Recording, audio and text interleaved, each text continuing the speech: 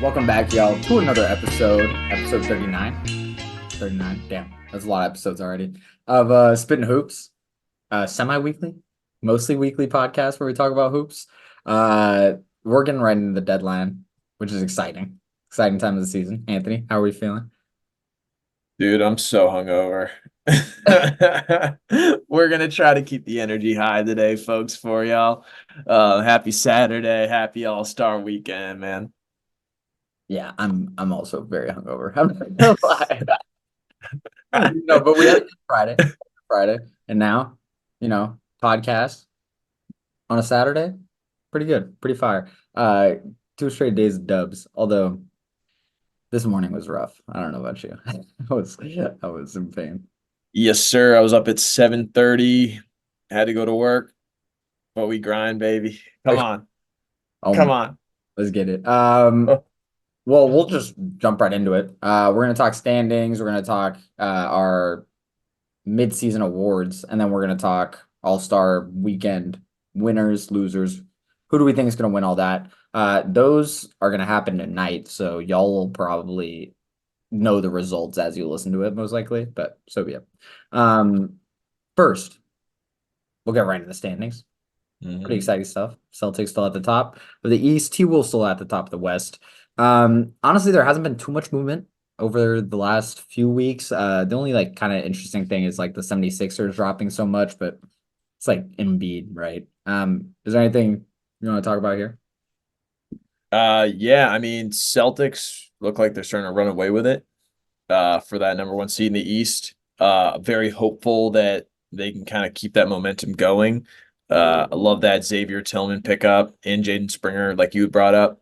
Just hopefully being able to fill in some of those gaps for Porzingis and Horford to sit extra as we continue on into the season, especially late March. Wrap that up. But having that breathing room is great. Um, then the Bucks, man. I mean, just 3-7 since Doc Rivers started. Already seeing some quotes about how it's seeming like he's kind of blaming the players, not really taking a lot of accountability. Yeah. Um, I mean, Max, you kind of called this to start. How are we feeling about the Bucks? I mean, it's like your team was already in a bad spot, and then you fired your coach, and then you brought in a guy who's like Doc Rivers, right? Like, is he ever shown the capacity to be like a franchise fixer or something like that? Like, I don't know. I'm not super, I'm not super shocked. It is what it is. I think they're like you get Gallinari and guys like that. It's like great. Like they need bodies, but you know, I'm not a believer. I'm not a believer in this situation at all. Like I genuinely think there's probably 4 or 5 teams in the East that might beat them in a series, um, at this point. So I don't know. Right now, it looks like things will change, but would play the Pacers in the first round, and the Pacers have had the Bucks number all season. Exactly. So that'd be a pretty fire matchup. Yeah, and it's like, am I picking the Cavs to lose against the Bucks at this point in time? Like, probably not. If they played each other in a series, like Cavs look amazing, frankly. So I don't They know. do. But the East is still, it's just looking like the seas versus the field. And then the West is like just, everyone's winning. Like the Everybody. West is a total dog fight. I mean, it also helps when probably three of the worst five teams are in the West, right? Right. But I don't know. It's been exciting. The West has been really exciting. Not exciting as a Warriors fan because it's like, well, too good. And we're, Yeah. up the bottom. But yeah. Yeah. Like you guys go 6-1 to close out this pre-All-Star break, and you jump from the 11th seed or the 12th seed up to the 10th seed, and you pass the Jazz and the Rockets. Like, just unfortunate situation there. Some of these teams are going to have to slow down in order for you to catch them. Yeah, and I think like we're already seeing some of that, like with the Kings, for example. Kings have not looked great, frankly. A little bit of I don't want to panic just yet, but they're not looking too great. And I don't know, not having a home court is going to be difficult, frankly, if they're in a series. Mhm. But another interesting topic that I want to talk about is some of the teams rounding out the bottom of the standings. Yes, So sir. we've been clowning the Pistons, validly so. I've been clowning Monty Williams, in my opinion, validly so. He might disagree with me. Um, the Pistons also lost what 27 straight games at a certain point in time. They are about to pass the Washington Wizards in the standings. They're both separated by one game. Pretty ridiculous.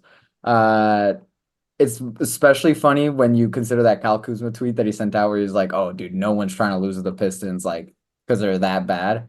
And now the Yeah. Wizards are about to be that team, and they just fired their coach too, right?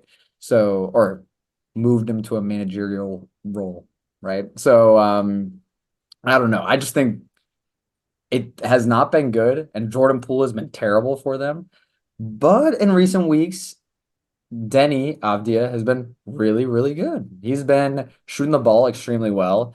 Um, Last four straight games, he's had 20 plus points. And the last game he played, he had 43, which, against the Pelicans, that's a deep team. So I don't know. He's been very impressive. 6 for 10 from three in their last game. So I just want to talk about them. Give And them a little 15 shine. boards.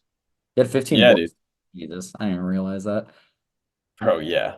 I saw something. It was like he's the first player for them to have that stat line since they became the Wizards from the Oh, Bullets. damn. Um, like an Elvin Hayes type of stat line. Yeah, literally. Yeah.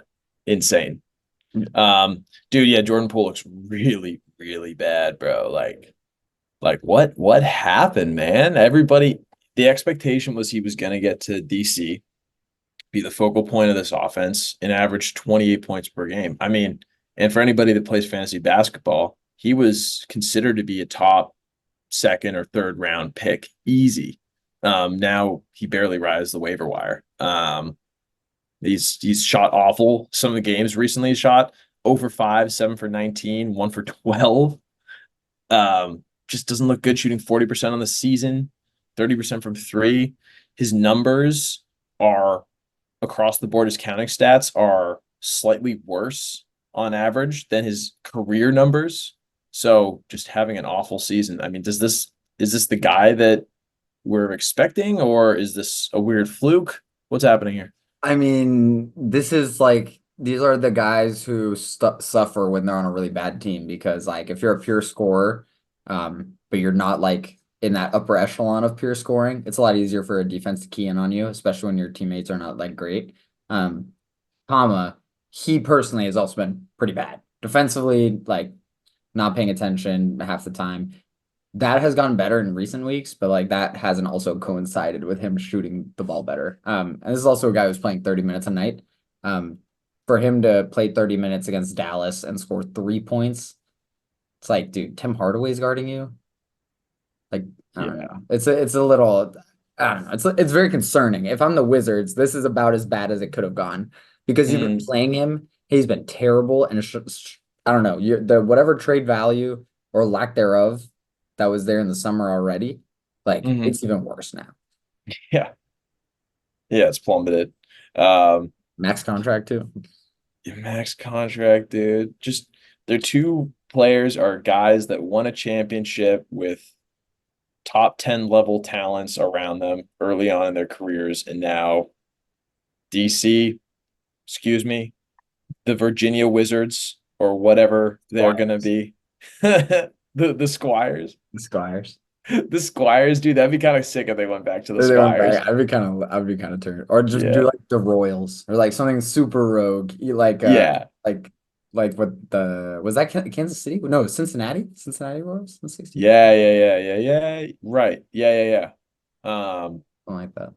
they got to switch something up, bro, because this ain't working. But hey, yeah, they'll be back in the lottery. Yeah, and I mean, Poole also, even when they won the chip, he was like their what fifth, sixth best player, right? So it's like Yeah.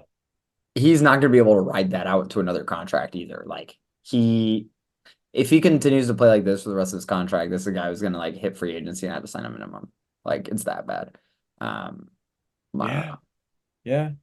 He know. just needs to take that Jordan Clarkson role, bro. I don't know. I think we saw that 20 point per game season and we all got enamored. Yeah. Well, even that 20 point per game season wasn't too great. I feel like it was the year we won the chip where he shot like 37% from three. And it's like, okay, now if you're shooting 37% from three, I'm Yeah. cool with you taking 8 threes a game like he does. Right.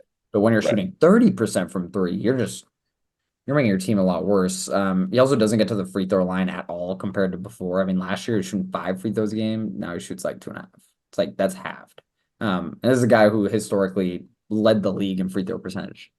So I'd love to see him figure it out. He's on, he's one of my favorite players to watch. But to be honest, like 2 years, it hasn't looked great. And last season, he had to carry the Warriors a lot through stretches of like injuries and like big respect to that. But like, it's not been good. I feel bad for him. Man's not hot.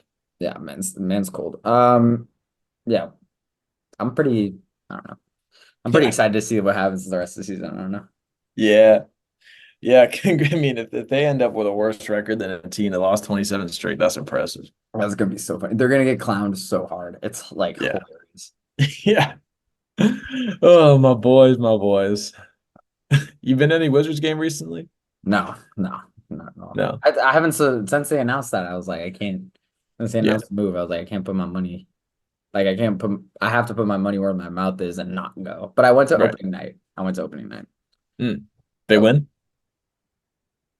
they might have. They actually might Oh, have. wow. Damn. Probably not. Let's be real. They probably didn't. Yeah. I was saying they might have, but like, I don't know. Oh, My mom was watching the game with us, and she was pissed. She was like, I can't stand watching Poole and Kuzma. It's like same elite, same elite mom. NBA analysis right there. That's so true. Yeah. Uh, but yeah, I mean that wraps it up for me on the standings. I don't know. It's all my rants. Um, yeah, yeah, just looks, I mean, I think the only thing that I want to give a quick shout out for in the East was it's looked like there's just this big gap between the 8 and the 9 seed. The Bulls, they're 5-5 in their last 10, but seeing a new emerging star come out as Kobe White has been really impressive to watch. And their last game, I believe, was against the Cavs, who are just on an absolute heater, right? Recently, they're 21-3 since the new year, I believe. And their go-to guy at the end of that game was Kobe White. And he was trading shots with literally the whole Cavs offense, but especially Donovan Mitchell, just back and forth. Looked really confident, and then they went to him on his last shot. Um, so as a Bulls fan, this is what you really want to see with Pat, or I mean, well, if Patrick Williams can come back and do something, but with Ao and with Kobe White playing the way that they are, now you finally have some leverage potentially, and you can look to make some moves next season. Please do it, Bulls. I mean, I'm excited for them. They've been super fun to watch. I think the development of Kobe White might be the thing that like keeps Donovan around because as good of a coach as Billy Donovan is, they are in a bad spot, and usually the coach gets blamed first, right? But if he's able to consistently develop guys, you can't fire a guy like that. So, between Io, between Kobe White, Patrick Williams has been lacking a little bit, let's be real, Yeah. but it is what it is. Also, Kobe White, to be honest, like at this point, he's the best player on this team. No, Mm-hmm. he might. I know DeRozan's really good, obviously, but Kobe does a lot for you, especially when he's shooting 40% from three on 7 attempts a game. Right. Up to 20 points per game on the season, just about, too. Yeah, and he didn't even start the season that hot, too. Yeah. On a heater. We love to see it. Love to see these random Is guys. he the true most improved player? I guess we'll talk about Uh, we'll this. talk about this soon. Yeah, we'll Yeah. talk about this That's a later. good preview though. Yeah. Um, any other storylines? Um, just some NBA storylines in general, I guess. Outside of the standings, Isaiah Stewart punched Drew Eubanks after the Suns game. Oh, on Valentine's Day. Yeah, that's kind of messed up, man.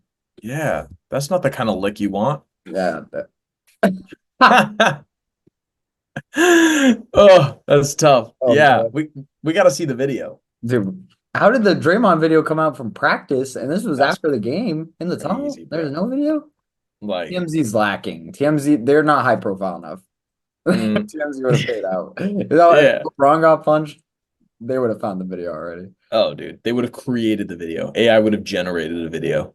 Yeah. I don't want to get too like excited about the situation. Not excited. That's not the right word about someone getting punched. Like too up in arms about the situation, but like It's not a great look for Isaiah Stewart. Trying to chase down LeBron in the middle of an NBA game and then Hmm. punching someone else and like, you know, I don't know, not a good look. And I really like him. I think he's a really good NBA player, but it's if you're the Pistons, you're not good enough to have that distraction around, frankly. Yeah, yeah, yeah. It's been 20 years since the Malice of the Palace. You do not need another version of this thing happening.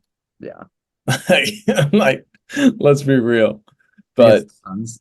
Do you think yes, do we think KD really stepped up and tried to save Drew Eubanks?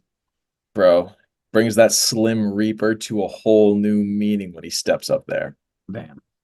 Bro, I feel like Katie's got that old man, skinny man strength.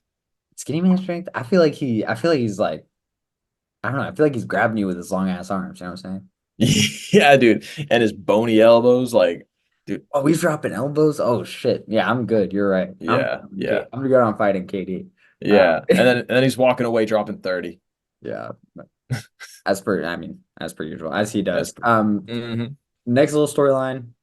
PJ Tucker and Bones Highland got sent home early before the mm-hmm. All-Star break. I put this down because I was very fascinated. I don't remember this happening very often or recently ever in the NBA. So I was like, okay, first of all, there's that. But second of all, this is a team that's third in the West that's sending some of their players home early. A guy who just got here via trade and a guy they traded for last year. Right. Um, and it's like you just cut him. Like low key. Like I know PJ Tucker is a good player and you do want him around your basketball team. But like Mm. if if if it's if it's such a mess that you have to send them home early, why are they still around? Neither of them play at all. Austin Rivers made a good point in a podcast on, what was it, Real Ones or whichever podcast family group he's in with the Ringer, talking about how when one of the downsides to player movement that's happened is when star players demand a trade, it's not just the star player that gets traded. Yeah. Nowadays, it's like five, six, seven players that get swept up in that and don't really have much of a say as to what's going on. And sometimes if you're a smaller piece in it, you know that you might be in trade talks, but a lot of times you don't know. And PJ Tucker did have a role on the Sixers before he got traded. He was playing. Mhm. And now he hasn't been able to play, and that's really what he wants to do. And so it's tough because when you're a veteran player, you do want to kind of fill that role of the Udonis Haslam element of it. He wants to play. He's talked about how he wants to play, and the Clippers are playing really well. And they, like you said, like they don't necessarily need him, but I think that's just one of the other ramifications of what happens now when players just want to team hop. Guys get put in situations where they're not playing anymore, and it's tough. So hopefully, I don't know. They said that they were sending him home to reset his mindset, I think. So I don't know what that means. But he's a good player. I don't know about Bones Island. I'm not a huge Bones Island guy, Yeah, but I think Bones Highland is very cuttable, but like yeah, PJ Tucker, the thing is if you're the Clippers and it's like if you're in a playoff series and Kawhi gets hurt for 2 games, PJ Tucker might become valuable. You know, like right. if you're the Clippers with no point and like moving him, etc. And it sucks for PJ, but it's like it is what it is. Like you're Yeah, under contract, kind of sucks. yeah, You'll be a free agent after this year. Like yeah. It's part of the NBA. yeah, you'll get a minimum somewhere. Mm, I also just want to give a little shout out to Craig Porter Jr., who got a 4 year mm. contract in Cleveland. So he's 23, kind of an old rookie. But he hooped earlier this season when Donnie Mitch was out. And he's getting rewarded. Shoots 50% from the floor for a guy who's like his height, 6'2", which is kind of impressive. Like if you're a guard and you're shooting that efficiently at that height, I always think it's pretty cool. So yeah. Dude, yeah. Those stories are always really dope. There was some I saw some tweet about him talking about his development and where he's come from and the number of times he almost fell out of playing professional basketball. And Yeah. so for that guy to be able to persevere is just so, so cool. He's really Um, good. He's really good. yeah, But, yeah. Uh, Um, it's it funny just to see all these stories though. Like, did you see Duop Reath yesterday? From the Blazers got a full contract. Um, and oh, that's awesome. it's like I don't know. A lot of I love seeing all these. Yeah. It's cool that there it feels like there's more ways now that players can get into the NBA than there have been in the past. Yeah, 100%. I mean, everyone's taking crazy routes. Also, people get into the NBA at like 27 now, like Mhm. Lucic, whatever his name is. Right. Um, right. And then the dude, I don't know if that's the dude on the Kings, the EuroLeague, former EuroLeague MVP, who's also Zenkov. pretty old. Zenkov. Yeah. Yeah. Um, And then looks like like those are European guys too, who are coming through the EuroLeague, right. come through the G League. Pat Bev played abroad too before getting to the Hmm. NBA. Like stuff like Right. that's always so fun. I love it. Yeah. Looks like we need some expansion. Dude, it's so bloated. These rosters are crazy. Like every time I see a Rockets game and I'm just like Cam Whitmore's played like 15 minutes. I'm like, Yeah. he's way too good. Right. That's so true. That's so true. Even the Pistons, bro. Yeah, dude. I need expansion. I would be so turned. Be so fun. Oh, be so fun. The expansion draft podcast would go crazy hard. We Yeah. would just do a draft. We would just Yeah. do an expansion draft right here. Yeah. Bill Simmons and what's his head? I don't know, bald dude. Priscilla. Priscillo. Yeah, they did one of those over the summer. But it'd be fun for us to try that out. That would be lit. It would Yeah. also be so interesting. I'd be fascinated to see who got like protected and not protected, honestly. Right. I'd be fascinated. Oh man, that'd be cool. Damn. Um, yeah, Yeah. Good storylines. that's all I got on it. Yeah. Just feeling good. Our teams are both hot right now going to the All-Star break. Happy about it. You want to take us into the All-Star Break Awards? Yes, sir, indeed. So recent straw poll, ESPN straw poll came out. MVP odds, Jokic leading the way. Shea second, Giannis, then Luca rounding out the top four, which makes sense. Where I have a personal gripe is that Kawhi is fifth and Brunson is sixth, at least according to Vegas odds. I don't know if those have changed in the last couple of days. Celtics have won a couple more games. Tatum is seventh.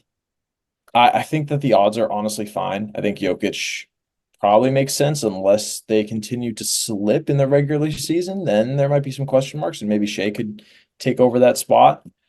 But I don't like that Tatum is seventh, bro. Like you're the best player on the best team in the league, and they're 6 games ahead of of the second best team in the conference and 4 games ahead of the second best team in the league.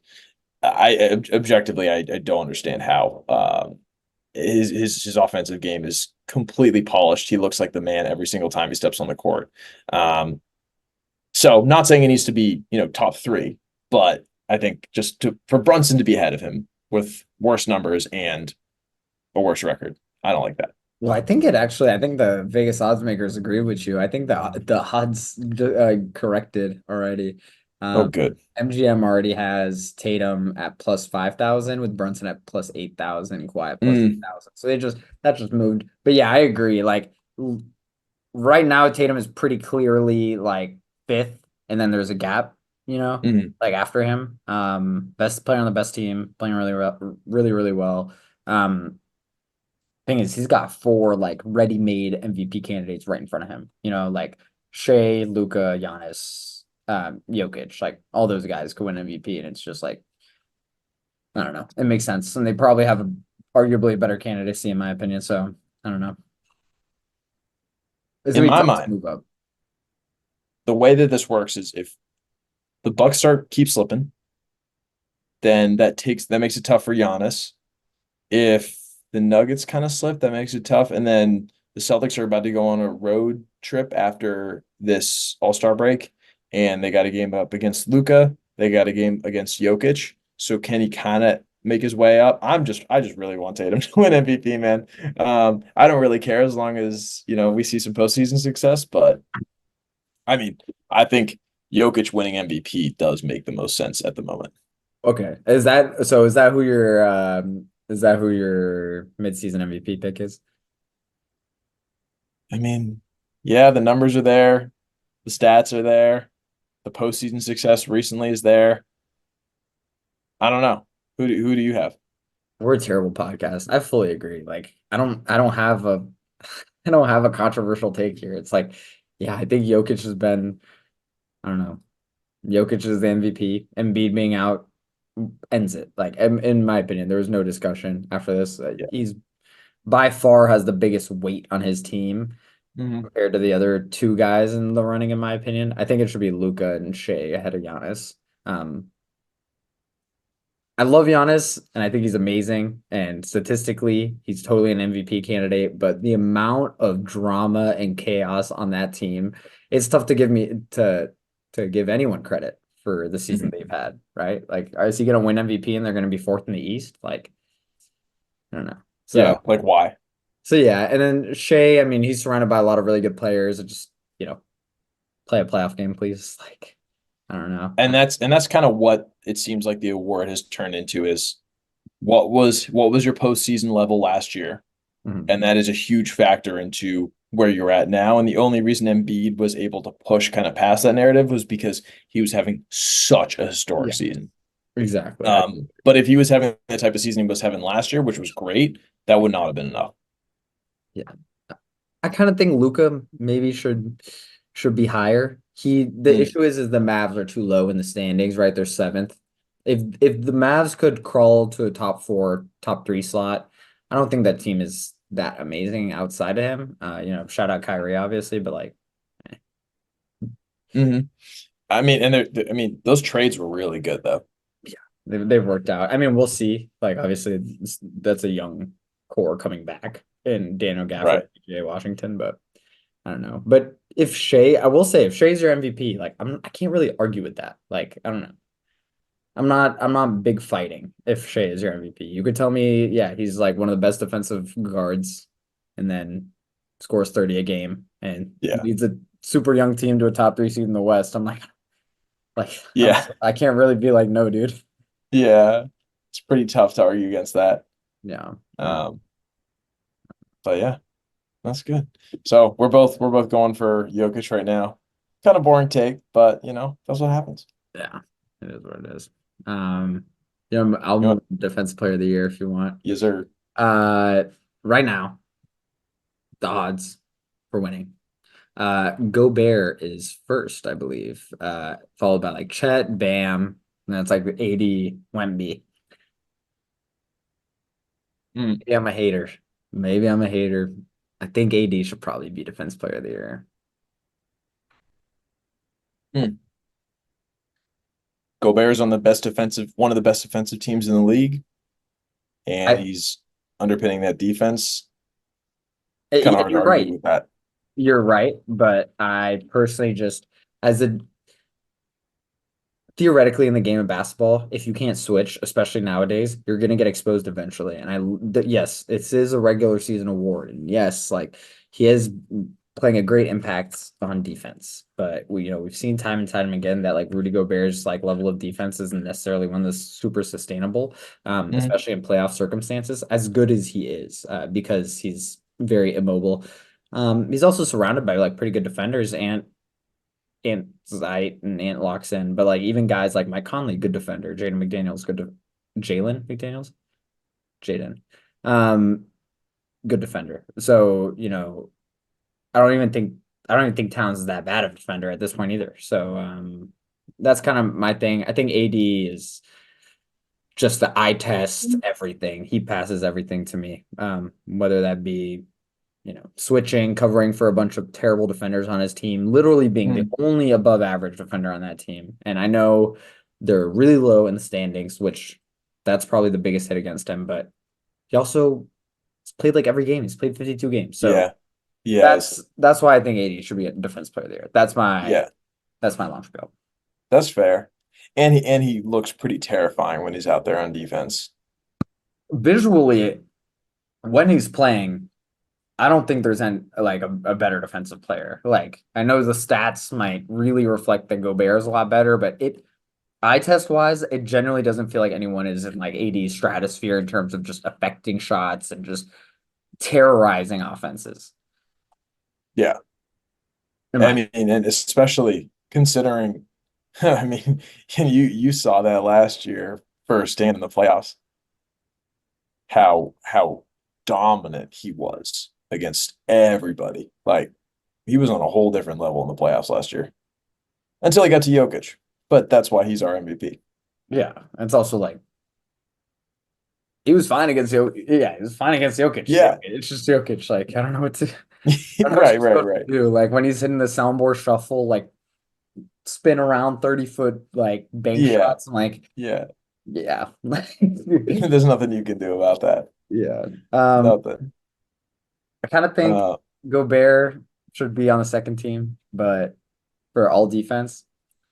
But let's count Wemby as a forward. That's my midseason take on the all defensive team is that Wemby should be a forward. I think he is. Is he not considered a power forward? I mean, they've basically only been playing him at center for the last few weeks, Yeah, true, but true. I hope that they consider the fact that the first 40 games, Greg Popovich thought this was 2002 and you should play 2 7-footers on the court. And I was like, or how tall is Zach Collins? Zach Collins not even a 7-footer. Yeah, I mean, but he's like a center Yeah, type but type guy. Yeah, I yeah, hope they forget about, or I hope they don't forget about that and let him be a yeah. forward. Huh. It is cool that Wemby and Chet are both in the DPOY top five odds as rookies, which is so special. They're so good. Like they're actually incredible. Mhm. Um, but speaking on rookies, we got some rookie of the year odds. Yeah, we do. It's I mean, this is tough, right? I mean, I think we all actually I'll let you, here. What do you think? What do you think here on the rookie of the year? Feel free to surprise me if you want. Um, I don't know if there's too much to surprise at the moment. I still need to see more, which is a very lame take, but I think Wemby's come on so strong recently, and his individual level of play has just gone up and up and up in the statistical dominance. I mean, having a 27, 14, 10 block, 5 assist game is just absolutely nuts. Um, and you don't see that every day.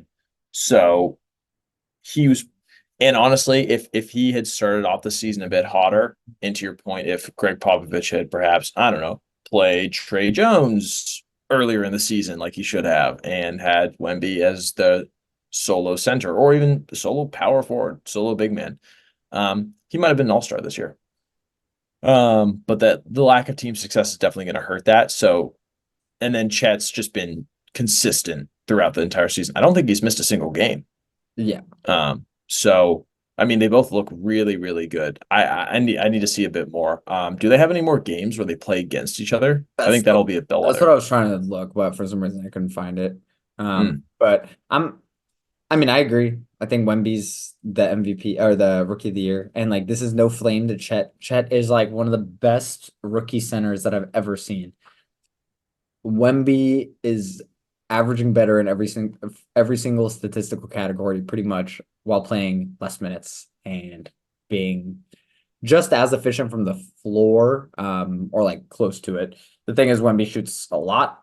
Um, yeah. and in this short amount of time he's on the court, he shoots a lot. I don't know. Chet also plays a different role. I don't really want to reward a rookie for being on a good team. I don't think that's the point of the rookie of the year. I think there are awards like MVP and even Defensive Player of the Year that you can reward someone for being on a good team, but rookie is about who is the best rookie. And as good as the Thunder are, it does inhibit Chet's ability to show off more. If Chet Mm. got as many shots as Wemby did, maybe we look at him a little differently. But at the moment, I mean, I think Wemby is pretty much all around a better player right now, in my personal opinion. But yeah, and I And think he's he looks smoother on the court. Wemby's averaging 3.2 blocks in 28 minutes. He's averaging 4.5 steals plus blocks in 28 minutes a game. It's like ridiculous. And what, I like, I also don't want to. I don't want to poo-poo Chet though. Chet again yeah, is like incredible. He's basically He's 50% from the floor, 40% from three, while putting up 17 a game, 8 rebounds a game, and 3 blocks a game as a rookie. These are two guys who were like We are so lucky. We're gonna just get to watch these guys go to war for the next like 15 years, and their careers Yeah. will be like forever intertwined. It's And great. they both look healthy. Yeah. Knock They've on wood. shown yeah, they've shown no like injury issues. Wemby is a Mhm. little bit more surprising. He's looked totally fine. Yeah. Yeah, they look good. Only other like obviously that's probably the only two guys that are in it, but the only other shout out I want to give was Brandon Miller Oh, is finally starting to round into shape. And it looks like with him, I love that trade with Trey Mann from the Thunder. He's it's been playing really well. fantastic. He's And really good. like they're finally kind of starting to do a couple things. So with that three-man lineup with LaMelo, if comes back and he could stay healthy, but that's just been a positive to see for sure. Just that increase in maturity that people were very hesitant on him like early on and like pretty quick to poo-poo him, but he's playing really well. I think he's pretty low in the rookie of the year odds, but I think he might keep climbing the way he's playing right now. Yeah, I mean, just overall, I mean, it's horrific rookie class. Like, I also want to give a Yeah, shout out to Derek Lively. Like, right. Derek Lively plays for like a good ass team, and like he's really been transformative for that team. Just being a hustle player, even unlocking Luca a little bit more, being able to run the floor. They Hmm. doubled down. They saw what they got him. They liked his player type, and then doubled down with Gafford. Hmm. So. But then, like we can just keep going down the list. Cason Wallace plays 20 minutes a game for a team that's second in the West. Like, Right, incredible. Like Jaime Jaquez plays 30 minutes a game for a team that made the finals last year. Like, right, um, this is genuinely one of the best rookie classes I've seen. And like we could talk forever and like still not get to guys like Scoot Henderson, the third overall right. pick of the draft, or Yeah. on the opposite side, like Gigi Jackson, who's been on a tear for like 3 months for the Grizzlies and is probably going to be really, really good.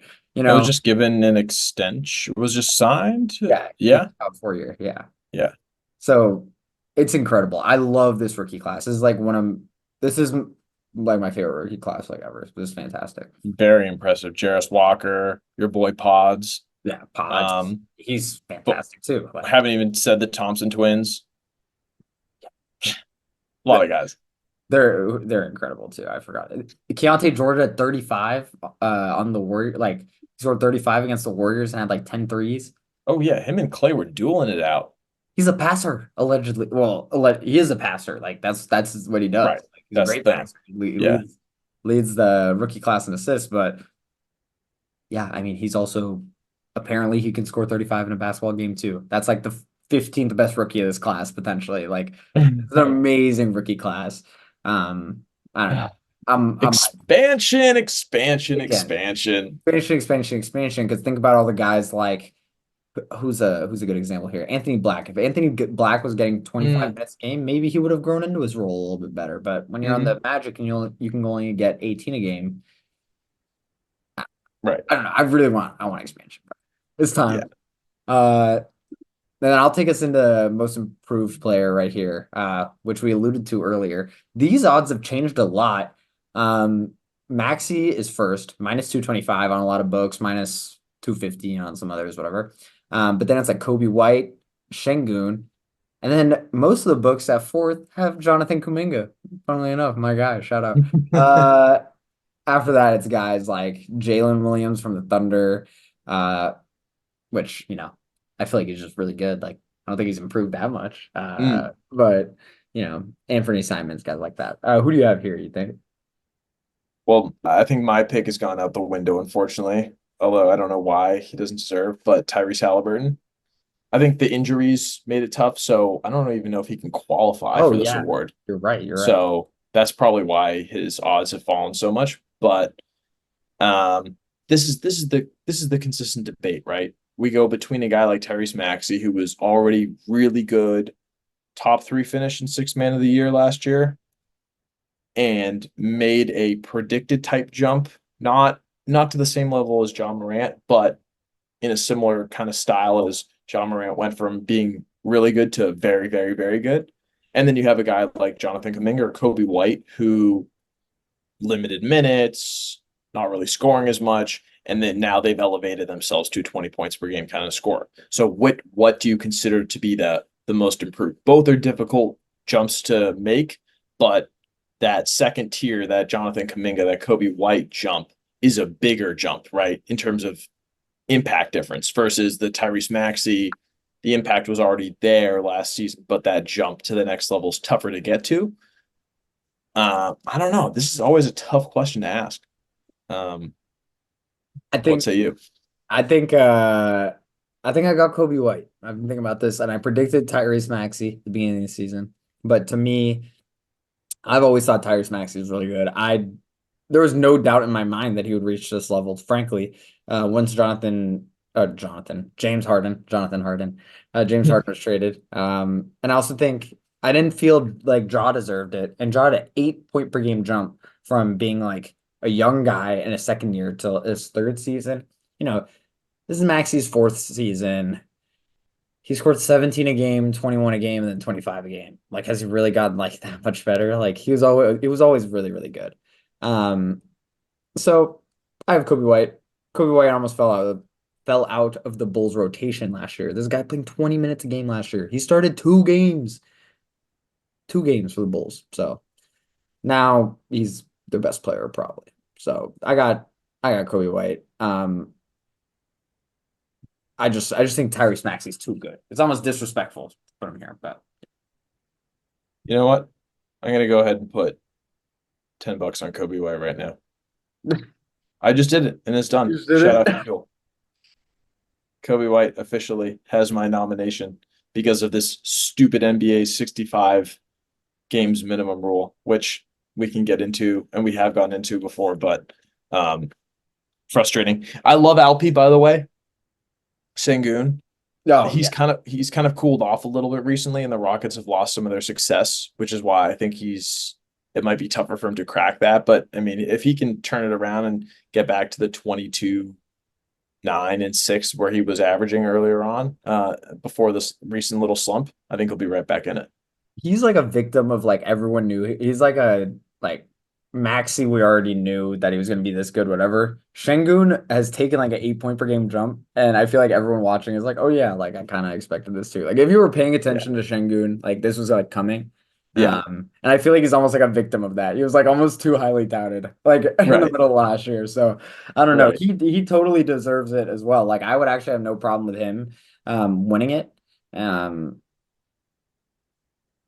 like he's better than Kobe White is, but Kobe Mhm. White, like, Şengün was playing 30 minutes a game on the Rockets last year. And again, Kobe White started 2 games and played 20 minutes a game. So Yeah. Just different qualifiers. And I think that's a really good way of looking at it. Like, were they more improved than what the general public was expecting?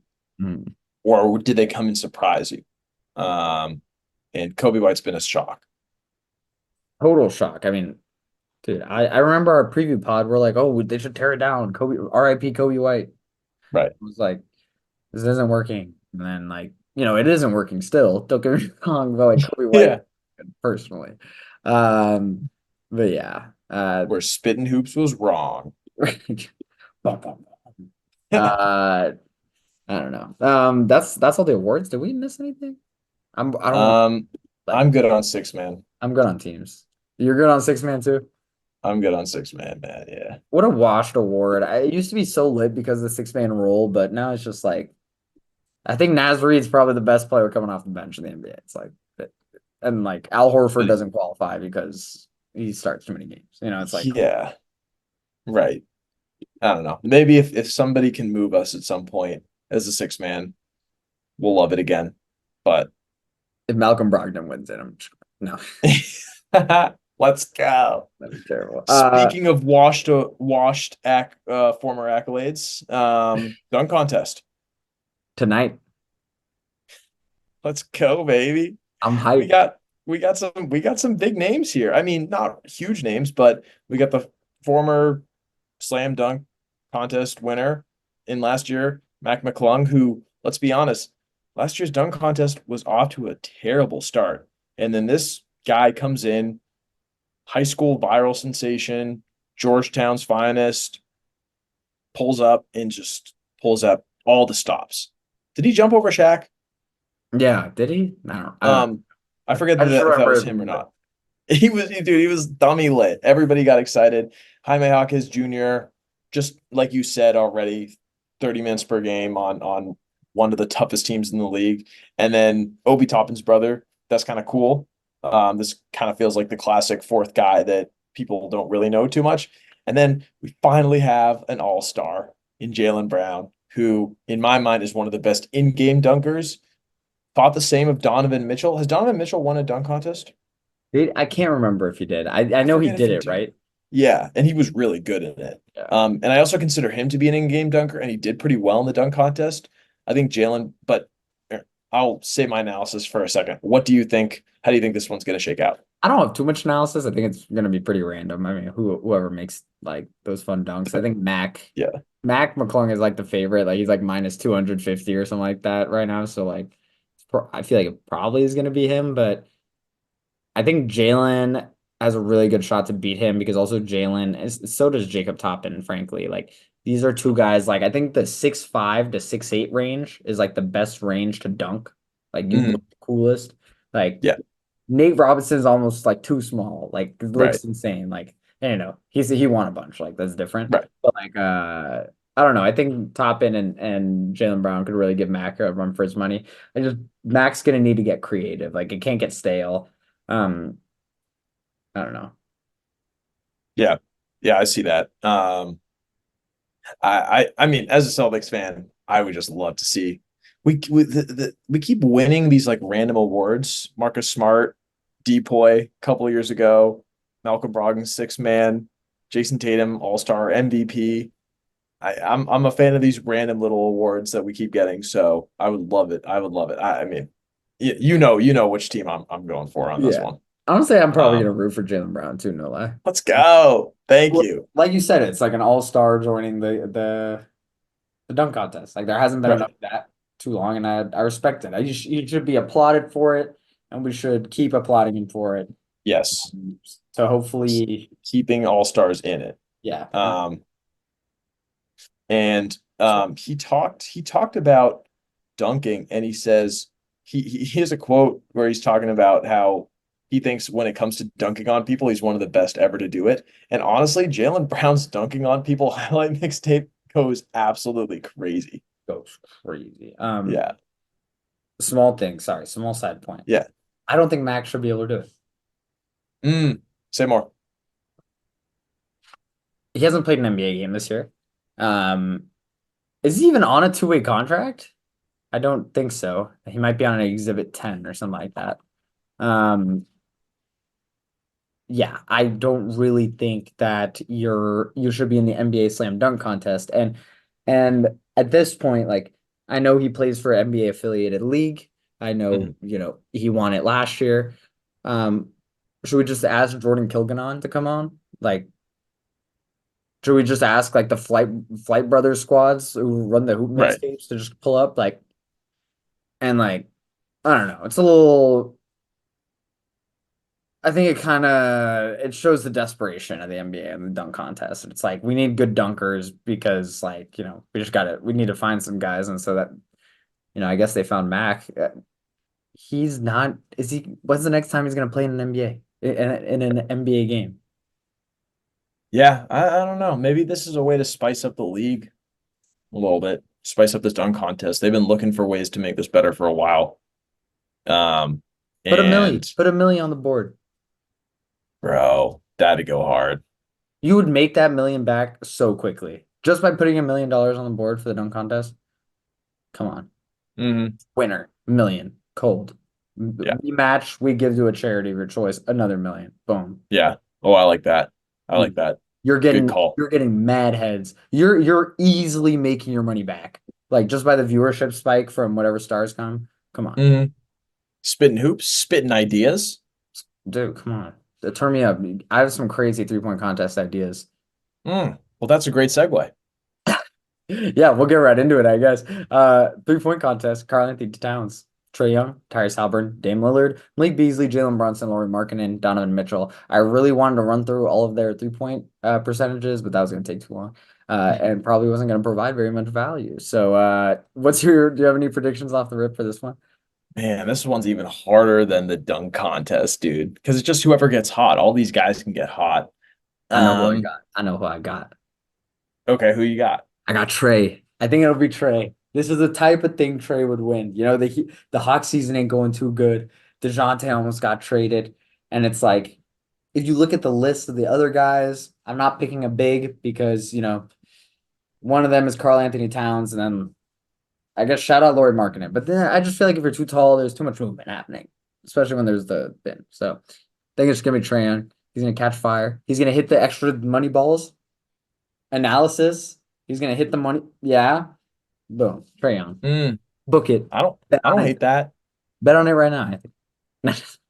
I ain't been on that because I just these are all shots in the dark. I'll go with Tyrese Halliburton. I'll just go back to back 3-point contest winners. It's Indy. He's in the spotlight. He just had a huge shout out from Reggie Miller last night. He's been absolutely killing it this year. And he's ready for those big time moments where maybe a guy like Malik Beasley, who's on this list, good for him, but how's he going to perform in the spotlight? Cat, I'm not a fan of the fact that his voice changes every 2 seconds, to be honest. And Dame, he said it himself earlier today. He's like, I don't have it anymore. He's probably downplaying it, but I agree. No. we'll get that. We'll get to that later in another Bucks hater Yeah. podcast. But yeah, man, I got Tyrese Halliburton. I thought he had a goofy shot. He does have a goofy shot, but damn, it goes in. Yeah. I mean, I think that's a good take. Um, I don't know. That Jalen Brunson's kind of interesting to me. For some reason, Mm, like according to the eye test, I feel like whenever he catch and shoots a three, he makes it. Whenever he shoots off the dribble, he misses it, which is purely eye test. There's zero statistical proof to back that up, and it's probably wrong. But like that's how I feel when I watch the games. So I'm curious to see if he might just make every single shot or miss every single shot, right. Especially after Julius Randle's performance. Holy crap! I got a hot take. Him. This will be there will be a record set this year for the highest 3-point Mm, value. mm, Someone's gonna go off, off, off. that's Not interesting. sure who it is, but I, I think was it Tyrese last year with 31? I think that's the number's gonna be beaten this year. that's kind of okay. Okay, I That's mean, my spicy take. I like it. I could see it getting beaten too. I mean, Sabrina. Um, Mm, maybe damn. Sabrina sets the record. Yo, spitting segues. Oh yeah, I Spitting guess segues. we haven't talked about that yet. I Um, mean, for me personally, what Max is alluding to is this is going to be the highlight of the night for me. I am so excited to watch Sabrina Ionescu and Steph Curry shoot. I think this is such a cool idea. I think this is absolutely whoever was spitting this idea, shout out, hop on our pod, let us know. different. I think it's so cool. Love that Sabrina's shooting it from the 3-point line, from the NBA 3-point line. I think that's pretty cool. Um, and her numbers have been great this year. What she's shooting like 44% from three or something like that. So really taking a step up. With all that being said, personally, I think that Steph's gonna come out on top on this one, and I think he's gonna take the dub. Go Warriors. So I'm not rooting for Steph. I'm not rooting for Sabrina. I'm just rooting for a great matchup. I just think that Steph is yeah, I get that Sabrina probably shoots from the NBA 3-point line a lot. But Steph shoots from way past the 3-point line a lot. So, um, but regardless, I think this is so cool. Yeah, I think this is amazing. This is gonna be the highlight by far. I love that they're making this a whole thing, making a special thing out of it. I got Sabrina. Let's go. Let's go. Let's go. All right. Who's also a Bay Area legend. Shout out. Grew up in Oakland, Walnut Creek area. Um, Steph Curry fan growing up. So pretty cool to see. She used to go to the games at Oracle Arena. So That's cool. big shout out to her. I'm excited for this. This is just by far the highlight of the whole weekend. I genuinely could not care less about anything else. Yeah. The All-Star game itself. Yeah. Unless it's a competitive All-Star game. I feel like we've already talked. We broke down the All-Stars. Yeah. I don't really feel the need to break down the All-Star game. It's kind of just a crapshoot, right? But yeah. Defense is not a thing anymore. Yeah. Which is too bad. Draymond should But have made it. Draymond should have made it. He could have played some defense, slapped some people during the All-Star game. Too soon. Yo, Too soon. that's just nutty. He's just out there for most slaps per game in the All-Star game. So, well, if they did Sabrina versus Steph, couldn't they have done like Nurkic versus Draymond in a cage match or something? Just have them just like fight. Oh my God. Like hockey, Dude, low key, all-star game, stars get to fight each other. Like do hockey. they? In the All-Star game, do they fight each other? I don't know, probably not, Oh. but like imagine if you just let them and then you throw Draymond in the middle of that all-star court. I mean, there weren't Yeah, like two dude. fights at least. Uh, Imagine imagine Draymond on the ice. dude, that'd be hilarious. Dude, actually I mean he's 6'8". Like he's as tall as Zdeno Chara. That'd be pretty crazy. Shout out, Boston legend. Yes, sir. I saw him in the run of the Boston Marathon Really? past year. Yeah. Damn, pretty Yeah. tall guy. Yeah. Is he running marathon? I feel like I don't know why. I was like hockey and marathons, like Yeah. these things go together. Man, we spent a lot of stuff on this pod. Yeah. Shout out the guy who set the marathon record. R.I.P. He passed away. Did you see this Oh, dude, yeah, so sad. on that topic? Yeah, very, very, very sad Yeah. days out here. Yeah. What Oh my, did he break? He didn't break two, did he? Did he break 2 hours? no, I don't think so. I have no idea. Not officially. That has happened, but it didn't count like officially. Oh, But yeah. yeah, So man. Very oh, sad. now we're just off track. Now we're just riffing. Not that we were on track for anything. I think we're probably wrapping it up, but we're talking about Zdeno Chara and untimely deaths in greater worldwide societal community. Yeah. Yo, do you hear that clip of Richard Jefferson talking about your former assistant coach who was Maybe saying that was how something his that needed to happen. happened to bring them together? Like, come on, man. Let him be in peace in heaven. Like, Richard, that's that crazy. was not good. That was Uh oh man. Not good. Pretty Uh, funny, but not good. Shout out Richard Jefferson though. He's still lit, but like that was I mean he just said it so poorly. Like obviously Yeah, he didn't mean like, oh yeah, they needed an right. assistant coach to die to get their shit together. Like they obviously were not that was obviously not what he was saying, but like Yeah, just like my brother, like come yeah, on. yeah. Trying to find the silver lining. Yeah, Respectable. I don't know. With that, I think I'm good. All Pretty right. quick and easy podcast, 50 something minutes. Good for us, man. Keeping it under an hour, that's rare.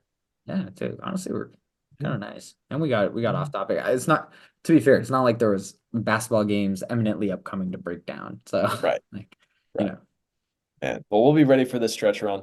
But y'all be easy now. Enjoy this. Hey, yo. And Kobe White are a great backcourt for the Chicago Bulls. Until then, we will be watching these All-Star festivities. Everybody enjoy the break. And maybe we'll hop on a pod, do a little historical stuff, something like that. Have a little off current NBA topic pod in this week space. Until yeah. then, y'all be easy. Max, you got anything else for us? No, sir. All right. Well, love y'all. Keep liking, subscribing, telling your friends, telling your enemies. Comment, fight with us on YouTube. We'll respond. We promise we will engage in any NBA argument that you could put out there. Until then, we'll be chilling, spitting hoops. Peace.